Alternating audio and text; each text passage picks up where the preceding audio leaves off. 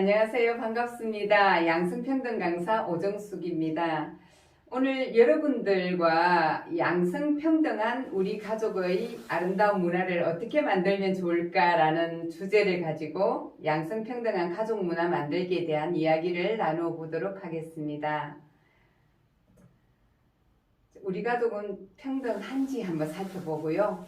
성역할 고정관념은 어떤 것인지, 양성평등은 어떤 게 양성평등인지, 어떻게 우리 가족 문화를 만들어 나갈 것인지의 순서대로 오늘 이야기를 해보겠습니다. 자, 그러면요. 여러분들 가족은 과연 양성평등한가요? 일단 여러분들 집에서 식사 준비는 누가 하시나요? 숟가락은 누가 놓나요? 설거지는 누가 하시나요?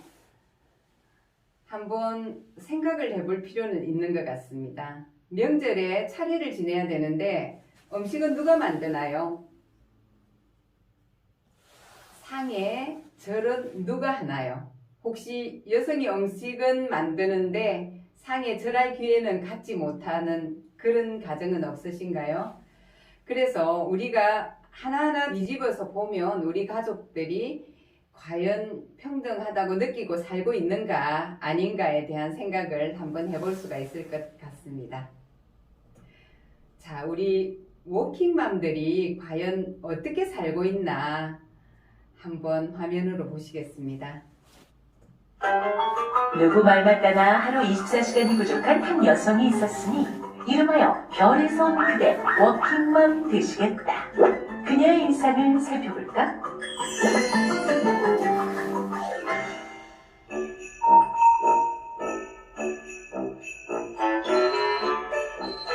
알람소리와 함께 눈을 뜬 워킹맘. 비몽사몽할 겨를이 없다. 아이를 씻기고 나도 씻고 나는 못 먹어도 아이의 배는 든든히 채워주고 나면 그제서야 기지개 펴고 느긋하게 아침을 맞이하는 남편. 휴, 일찍 좀 일어나서 도와주면 얼마나 좋으련만. 엄마의 출근보다 급한 아이의 어린이집 등교. 남편은 자신의 출근 준비에만 열중하고 엄마의 급한 마음 알리 없는 귀여운 내 새끼. 한바탕 아침 전쟁을 치르고 나서야 비로소 엄마의 출근도 준비 끝. 시어머니의 급작스러운 호출보다 더 무서운 그것, 바로 어린이집의 호출. 같은 직장인이고 남편인데 도와는 주겠지. SOS 신청 완료. 역시나 남편은 남의 편이던가. 연락부절인 내 남편. 워킹맘은 늘 죄인, 상사, 직장 동료에게도, 그리고 믿었던 남편에게도. 드디어 내 쉴 곳이자 즐거운 우리 집에 도착. 저녁은 둘째고 눈에 띄는 집안 살림부터 하나씩 클리어. 맞아, 잘 먹고 잘 자는 것이야말로 대단한 효도는 없단다. 이 어미에게 제발 효를 구해다오. 이쯤 되면 등장하는 또 하나의 아들, 남편. 퇴근 후에도 남편보다 더 가사와 육아에 신경을 써야 되는 외로운 워킹맘의 현실. 그리고 상황 설정의 근거가 된 통계청 조사. 2014년 맞벌이 부부 12,000가구를 대상으로 하루 가사노동 현황을 조사한 결과 아내 3시간 13분, 남편 41분. 워킹맘과 워킹데디인 당신. 하루 가사노동 시간은 얼마나 되십니까? 여러분들 가정에서 가사노동 시간은 얼마나 되세요? 한번 함께 생각해 봐야 될 시간인 것 같기도 합니다. 그러면 여기에서요, 성역할 고정관념에 대한 부부 가사노동 시간, 조금 전에 우리가 화면에서도 본 바가 있지만 한번 자세히 살펴보면요, 남편만 취업을 한 요 마지막 표를 한번 살펴보면요, 남편은 46분의 가사노동을 하는데 여성들은 6시간의 가사노동을 합니다.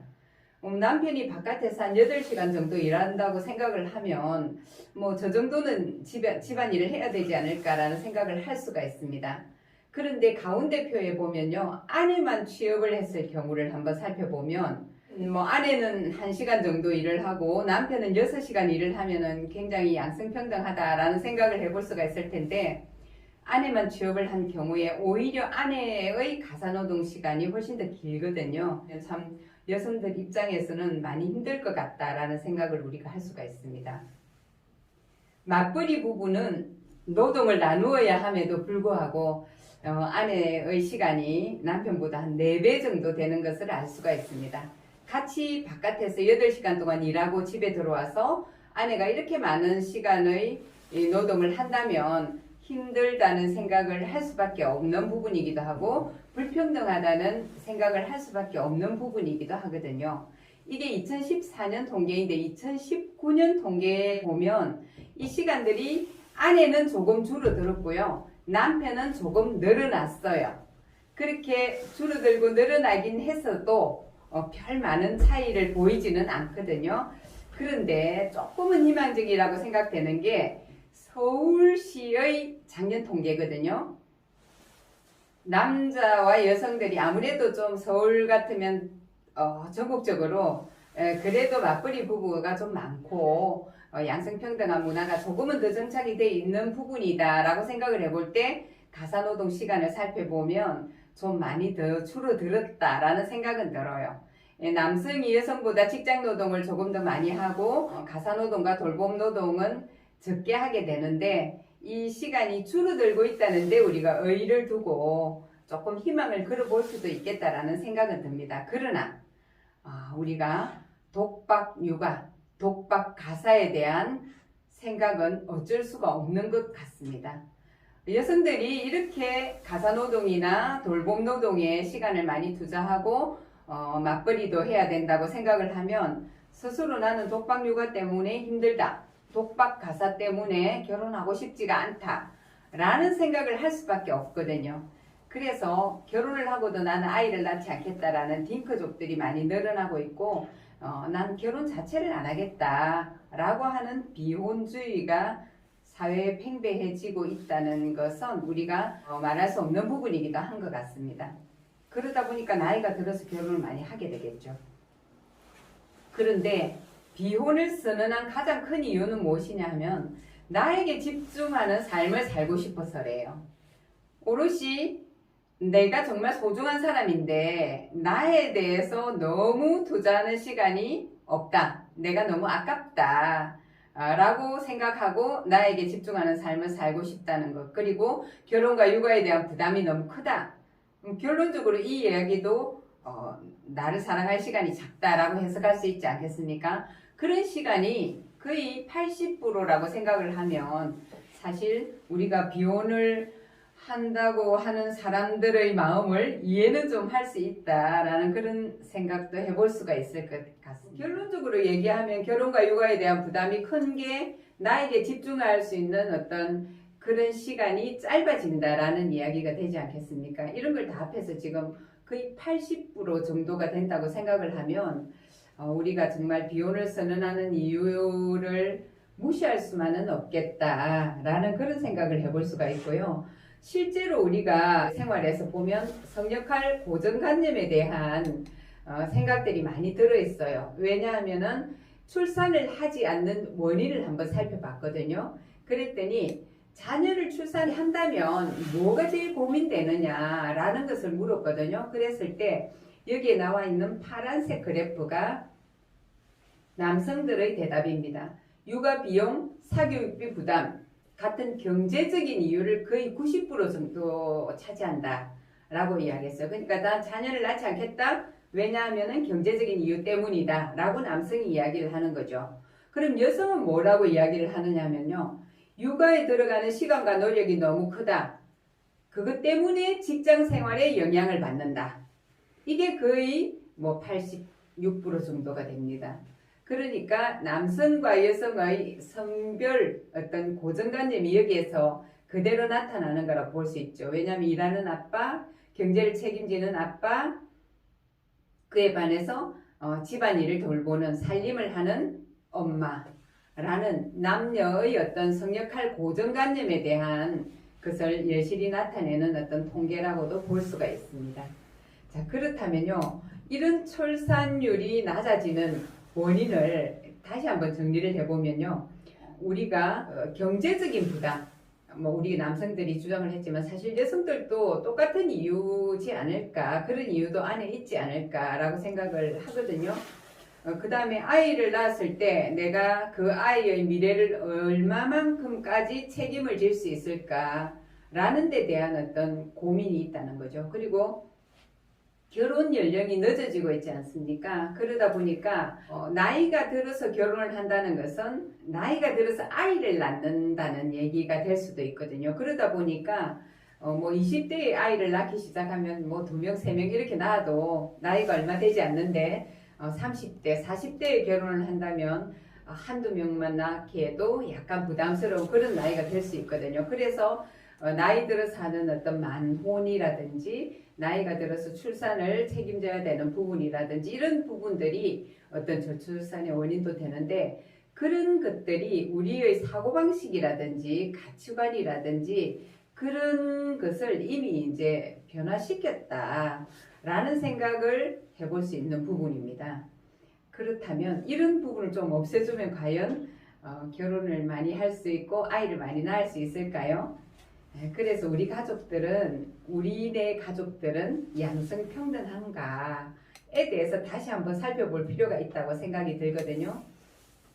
내가 어릴 때부터 자라왔던 원가족들의 불평등한 어떤 경험들을 많이 여성들은 가지고 있을 겁니다.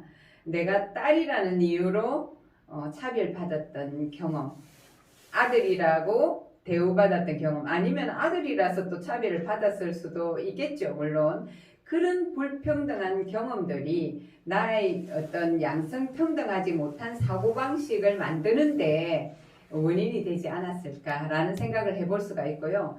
양성평등이란 그런 뭔지에 대해서 이제 일단 개념 지어보면은 모든 영역에서 남성과 여성이 서로 차별받지 않고 동등하게 대우를 받는 거예요. 똑같이 참여 기회도 주어지고 똑같이 권리와 책임도 누릴 수 있는 그런 것들이 양성평등이다 라고 생각할 수가 있습니다. 그러면 대한민국은 어떻게 차별이 이루어졌나 라는 생각을 한번 하고 제가 통계를 한번 조사를 해봤거든요. 대한민국 대통령이 12명이었어요. 근데 그 대통령 중에서 여자가 1명이었어요. 근데 그 1명의 여자 대통령이 임기를 다 채우지는 못하셨죠. 400대 부자를 조사해 보니까 그 중에서 37명이 여자였는데요. 모두 부모로부터 유산을 많이 받아서 어떤 가업을 승계받아서 이렇게 부자가 되었지, 자수성가한 사람은 딱 한 사람밖에 없었어요.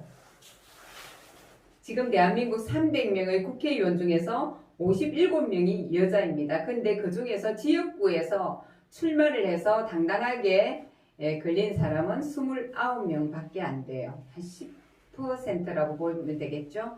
비례대표로 이제 여성을 이제 요즘 1번 뭐 이렇게 해주잖아요. 1,3,5,7 이렇게 해주는 그렇게 국회의원이 된 비례대표가 28명입니다. 우리나라의 공무원들이 여성 비율이 굉장히 많이 높아졌어요. 여성들도 이제 학력으로 따지면 사실 대학을 졸업하는 비율은 남성보다 여성이 더 높아요. 여성은 73%, 남자는 69%거든요. 그러니까 국가 공무원도 여성이 50.6%가 여성이에요. 근데 고위 공무원은 7.9% 정도밖에 없어요. 이게 2018년도 행정부에 소속된 어떤 공무원을 조사한 내용이거든요. 그리고 교사들은 요즘 참 엄청 여성들이 많잖아요. 여자가 너무 많아서 오히려 남성이 여성화 될까봐 걱정하고 있는 그런 정도로 여자 교사들이 많아졌는데 67.6% 정도가 여자 교사래요. 근데 그 중에서 교장 교감 선생님이 된 비율을 따져보면은 42%밖에 안 된대요. 그러면 아직까지 우리 여성들이 여성이라는 이유로 이렇게 차별받지 않았나, 이런 것을 조금은 생각해 볼 부분이라고 생각이 듭니다. 그러면 차이와 차별은 무엇인지, 차이는요 서로 다른 걸 이야기합니다. 남성과 여성은 다르죠. 이 덩치가 벌써 다르잖아요. 그러니까 남성은 덩치가 크고 근육질이고 이래서 힘이 세요. 그다음에 여성은 좀 부드럽고 이제 힘이 약하죠. 그런 것은 차이라고 생각이 들고요. 차별이라는 것은 어떤 이유 없이 차이를 근거로 해서 불이익을 주는 것을 차별이라고 합니다. 이 차이와 차별에 대해서 여러분들이 조금 구별을 하시면 좋을 것 같거든요. 그러면 우리가 힘이 센 남성은 힘을 쓰는 일을 하면 되고, 조금 섬세하고 부드럽고 감성적인 일은 여성이 하면 좋겠죠. 그럼 차이와 차별에 대해서 우리가 너무 개념을 가지지 않아도 될 것 같다는 생각이 드는데, 가정에서 양성평등을 이루려면은 결국은 이제 이 차이와 차별을 조금 활용해서 잘하는 일을 하면 참 좋겠다라는 생각이 들거든요. 그런데 우리가 육아를 위해서 맞벌이 부부들 누가 보통 휴직을 할까요? 집에서? 이게 그냥 여성이 돌봄에 좀 더 익숙하고 더 잘할 수 있기 때문에 여성이 육아를 책임진다. 네, 그게 이야기가 되는 부분이기도 합니다. 그런데 둘 중에서 누가 더 수입이 많을까를 따져서 수입이 더 많은 사람이 일을 하고 수입이 작은 사람이 육아를 책임진다 라는 선택을 하는 가정도 굉장히 많습니다. 뭐 어떤 선택을 하든 두 사람이 서로 합의를 하고 거기에 대해서 동의하면은 잘 하는 일이 아닌가라는 생각은 좀 듭니다. 양성평등한 가족 문화를 만들기 위해서는요, 차이를 인정해야 돼요. 우리 둘 뭘 잘할 수 있고 뭘 잘 못할 수 있는가라는 것을 서로 인정해주고 모자라는 부분을 보충하면 되잖아요. 그죠? 네. 그 다음에 성역할 고정관념을 좀 버려야 될 것 같습니다. 그리고 뭐든 잘하는 사람이 먼저 하는 게 굉장히 중요한 부분이고요. 합리적으로 생각해야 됩니다. 그리고 역할 분담을 해야 돼요. 사실 요리를 잘하고 요즘은 요생남이라고 해서 남자들이 요리하는 경우가 굉장히 많아요. 그럼 내가 요리하는 걸 더 잘하겠다 이렇게 하면은 남성이 요리를 하고 설거지를 여성이 할 수도 있고요. 여성이 요리를 책임지면 남성이 설거지를 할 수도 있는 거잖아요. 아내가 요리를 할 동안에 아빠들은 또 이제 세탁기를 돌린다든지 청소를 한다든지 이런 식으로 누구의 역할이라고 역할을 나누어 놓는 것은 굉장히 좋은 것 같습니다. 그리고 역지사지에서 서로 입장 바꿔서 생각을 해보면은 우리가 양성평등한 가족 문화를 만들어가는데 굉장히 도움이 될 것 같다는 생각이 듭니다. 자, 이건 누구의 일일까요? 엄청난 일들이 저 상위에 지금 놓여 있는데요. 여러분들은 어떤 일을 잘 할 수 있고 어떤 일을 하는 게 부담스러울까요? 우리 가족 중에서 누가 이 일을 더 잘할 수 있고 누가 더 체질에 맞는가 라고 서로 의논하고 일을 나눈다면은 불평이 없을 것 같은 생각이 듭니다. 우리의 양성평등한 가족 문화를 잘 만들어 나가는 것은요, 서로 입장을 이해하고 사랑하는 방법인 것 같습니다. 감사합니다.